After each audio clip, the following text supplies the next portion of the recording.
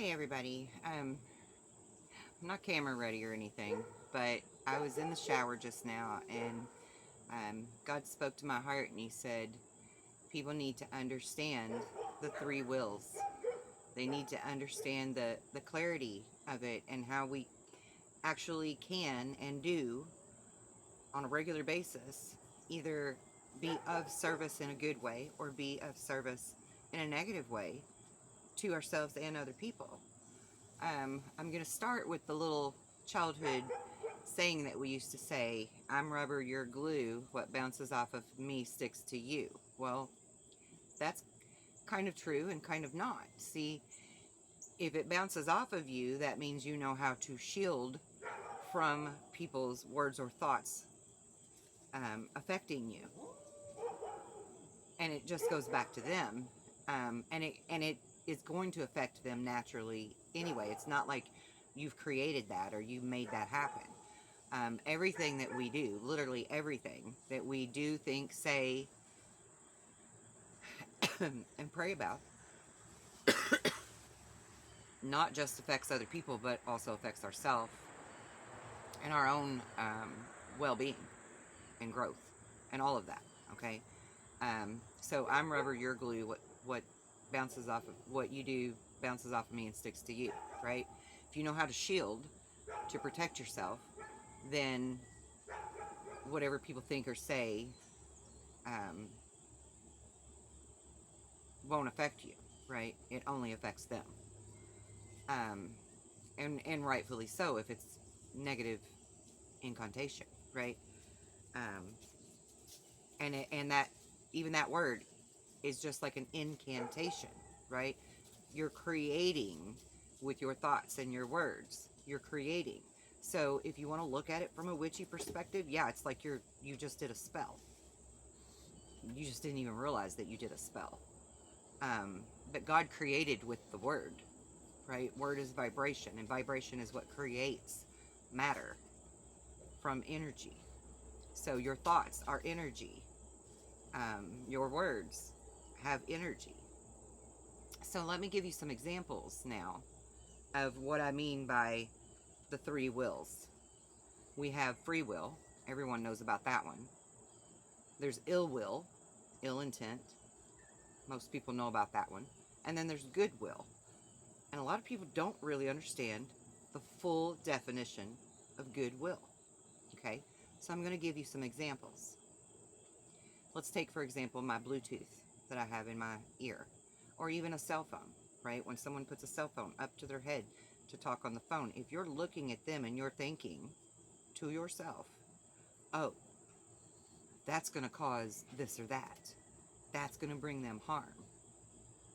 Well, if that's where your thoughts about it stop, then it actually is going to add to any harm that could come to them if they don't know how to shield themselves, right? If they don't know how to be protected from these unknowing, unwitting ways that we all are capable of and do daily. Like we do this daily, 24/7. We're doing this. We're looking at people, we're judging them, we're thinking thoughts about them, and it affects them. You know, if you're to look at an obese person and you think, oh, they're going to suffer this, this, and this because they're obese, then you just added to that. So you're actually bringing them ill will, even if you don't realize it, with your negative thoughts. You're also putting bad will on yourself by doing this. So it's important to mind our thoughts and not let our thoughts mind us.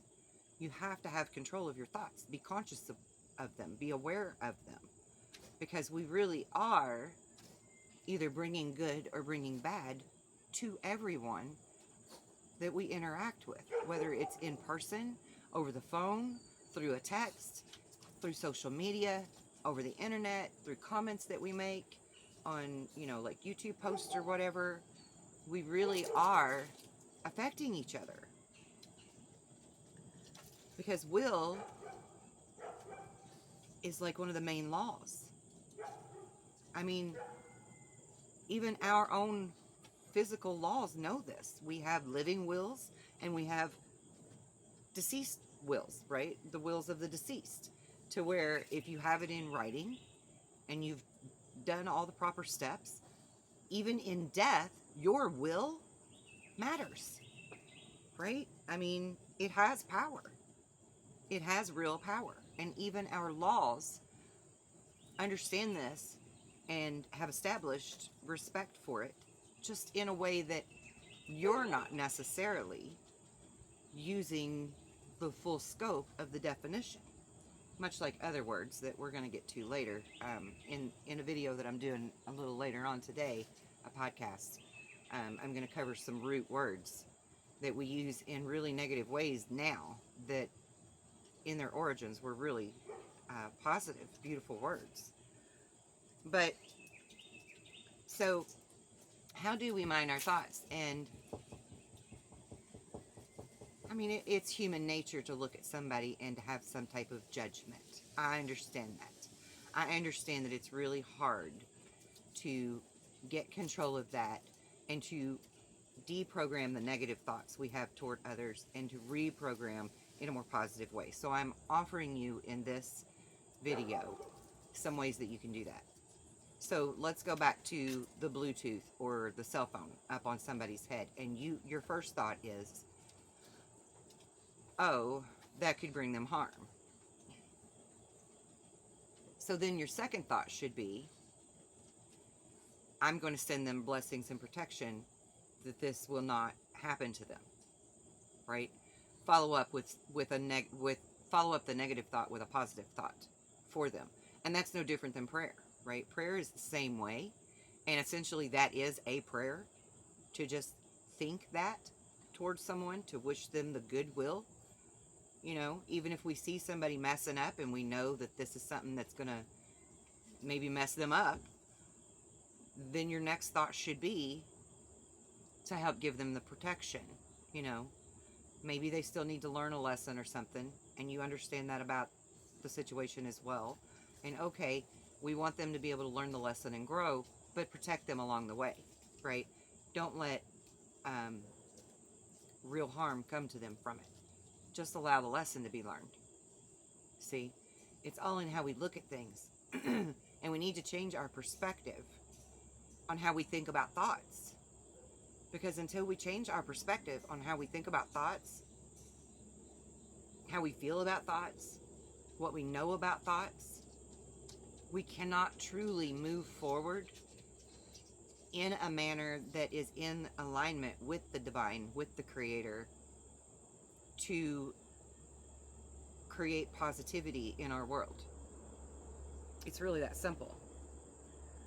So, and even in prayer itself, let me just circle back here a minute with prayer. A lot of times I will say to people, no, please don't pray for me. And a lot of times they take that wrong. They think, oh, she must be this or that or the other, right? Of course, I'm shielded, so it's not affecting me that they've thought negatively. And I completely understand from a higher perspective how that would be their knee-jerk reaction, you know. But the real reason that I say that to people is because if they don't know how to pray the proper way, then they're doing begging, pleading, and maybe even throwing judgment in there against me. And that's not actually helping me. So you could say you prayed for somebody, but if you prayed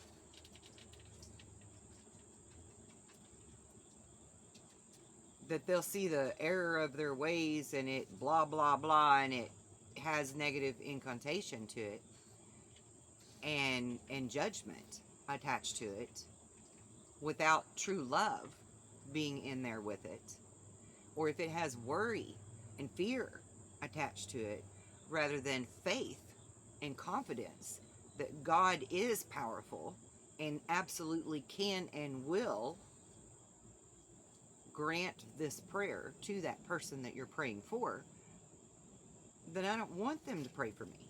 Pray if they don't understand it. I don't, there's hummingbirds right there. I don't want them to pray for me. It's that simple. you know. And when people say to me, oh, well, pray for me because I've got this, this, and this wrong with me, and they're just all full of negativity.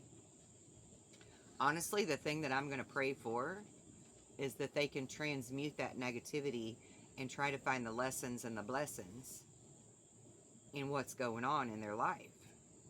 Because a lot of times, maybe all the time even, it's probably all the time, because that's what I'm hearing in my head. God's saying it's all the time. All the time, anything and everything that happens to us is for us to learn something from it. It may be that we need to learn to walk in faith without fear. It may be something else that we need to learn. Regardless, there's a lesson and a blessing in every single thing that we experience in this world. So, ill will, goodwill, and free will. It is always your free will to think however you want. That is your choice. However, when you choose ill will towards someone, even if it isn't intentional ill will, it still is. It still is intentional on some level, whether you're conscious of it or not, whether you're aware of it or not. Okay? And so we have to really think about that, because service to others goes both ways. It has a polarity. It has a duality. Your service to others is nonstop, 24/7, in everything that you think about, every single person that you come in contact with, even if they're on the TV. If you're thinking about them in any certain way, that is service to others that you're dishing out. In every second of your waking life, you are dishing out service to others. Are you doing it through ill will, or are you doing it through goodwill? And this is the balance of the scales that you're going to look at in your death experience or your near-death experience, where your whole life flashes before your eyes and you can truly see from a higher perspective now where this actually really wasn't helpful for anybody. Or, wow, this was really a blessing even if I didn't realize that it was such a blessing, right? Those are the type of things that we review in the near-death experience or the death experience to help us to learn and grow and understand fuller as a soul. Now, when we are choosing to flip that energy from ill will or negative thinking about someone to a more positive goodwill type thinking, when we're transmuting that energy, you need to keep in mind that in your spirit, there's a check and balance thing always happening with those scales that knows if you're doing this with zero doubt or not.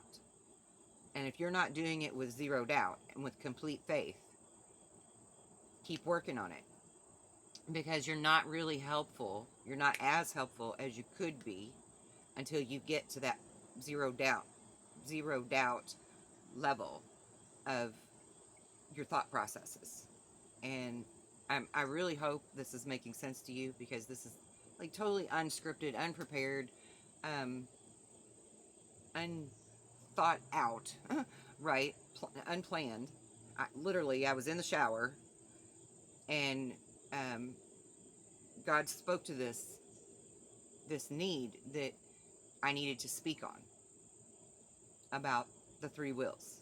So I just threw my clothes on and threw a towel on my head and came straight out here to speak on it for the Creator, for the betterment of humanity, for our growth and evolution as a humanity and as a collective and as a group of souls that are all here together and in this to win it together. And if we don't know the rules of the game, how do we play? Right? That's That's part of the hijacking, if you will, that has happened on our planet here, where the knowledge has been pulled away little at a time, tucked away here, tucked away there, and then all of the lines were blurred to where you no longer truly understand really any of it, right? And if you don't understand just how magnificent and powerful you really are, even with your words, then what world are we creating? And whose fault is it really in the end? Now, granted, in my knowledge and understanding, in God's eyes, there's no right and wrong for punishments and persecution, so to speak. It's more like a karma thing, right? Where until you learn in this lifetime and others, this karmic cycle will continue to teach you so that you can learn. So in that aspect of it, there's no right and wrong as for what we choose to do with our free will and our creative ability. But with that being said, that's usually, and perhaps maybe even always, because if you don't fully know that you already know, then you can't be held accountable in an extreme, if you will. But if you know that you know, and you don't handle that knowledge with great respect and gratitude and all of those things, and try to further pass that knowledge on to others, then perhaps there is some type of stronger punishments that go with that. Perhaps there is. I certainly, on a personal level, would like to think that that would be the case. I'm sure a lot of you would. But we're at this time now in this world, this cyclical time, where we are evolving. We are having many truths unveiled. We are having an understanding and an inner standing, which also gives us an overstanding to grow from, to take from, and apply and use to our benefit and others. And a lot of times,